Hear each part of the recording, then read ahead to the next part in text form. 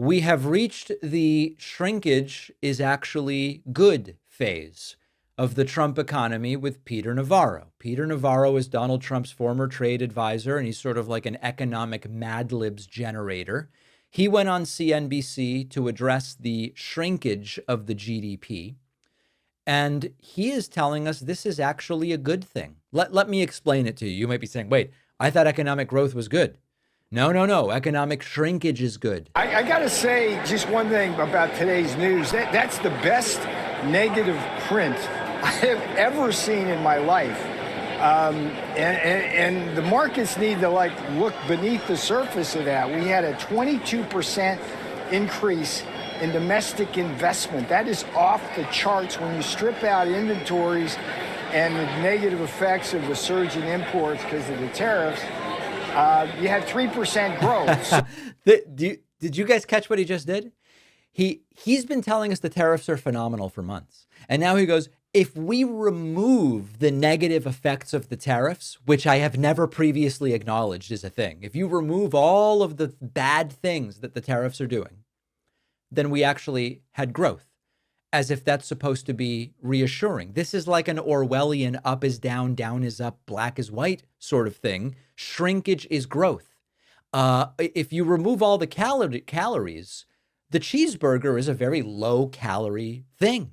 And it's not just Peter Navarro, because over at the White House, they've been running the same play. Here's White House Deputy Secretary Anna Kelly, who says, Biden had a lot of a role there. He was president 20 days after all. Some matters of the economy. It was reported this morning there was a slight shrinking in the GDP. What's the response of the White House to that? Well, look, if you break it down, there is an outsized influence of January in that report. Remember, this president wasn't elected until January 20th. The GDP is a backward-looking indicator, but all the other indicators that we do have from that report and others show that there is a really positive trend for this president's new golden age that he is unleashing. Investment is up 22%. That is a testament to all of these conversations he's having with 130 countries all around the world trying to make better trade deals with this president, because companies know the way that you'll face no tariffs 100% is by manufacturing here in America. So we are seeing those investments roll in. We are seeing private sector job growth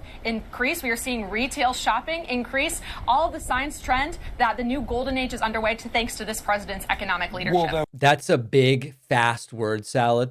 But what she wants us to believe is that the reason the GDP dropped for Q1 has nothing to do with Trump's tariffs. It's because for the first 20 days of January, which included, by the way, I think 2 federal holidays on which there was not even stock trading on those days, not the massive tariffs Trump imposed after that. It is those first 20 days that are responsible for Q1 GDP being down. It's not the market anxiety.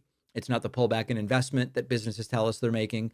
It's those 20 days before Trump took office that ruined everything. Except Peter Navarro said it is the tariffs that caused the GDP to slip, but it's a good thing. So you have conflicting explanations here. Peter Navarro says, yes, GDP is down, but it's a good thing because it's a result of the tariffs. And if you take out the tariffs, we actually had 3% growth. The White House Deputy Press Secretary gives a completely different explanation, which is the tariffs actually have nothing to do with it. It's that Biden was president for those first 20 days. Is this making sense to you yet? So here's what we know is going on. GDP contracted in Q1. That we know. Number 2, the tariffs are hurting the economy. And then number 3, that Team Trump is doing Olympic level gymnastics to spin it as a win. Trump is saying it's Biden's fault. Peter Navarro is saying if you remove the tariffs, we actually had growth. Anna Kelly is saying it's actually the 20 days of Biden. The bigger problem is that they're counting on the fact that a big chunk of the public either won't notice or will believe it anyway because it's coming from somebody in a suit saying it on television. It's called gaslighting economics. It's not trickle down. It's not Austrian economics. It's not Chicago school economics. It's gaslighting economics. When the numbers don't match the narrative, you rewrite the numbers, you blame the calendar, and you say, we like where we're at. Everything is really good. And so where they landed at is GDP contraction is good, recession is growth, ignorance is strength. We've heard it before, and it's not just in the book 1984. After researching, writing, refining, The Echo Machine, my book, is finally out. This is not just a book about how American politics got so broken. It's also about what's happening right now and what we can still do to stop things from getting worse. Trump's been back in power. The results have been even more catastrophic than many feared, with targeting of political opponents and gutting democratic institutions, laying the groundwork to even further consolidate power. But the thing is that none of this is inevitable. The same forces that brought us here can be countered if we understand how they work and what to do about them. And that's what the Echo Machine is all about.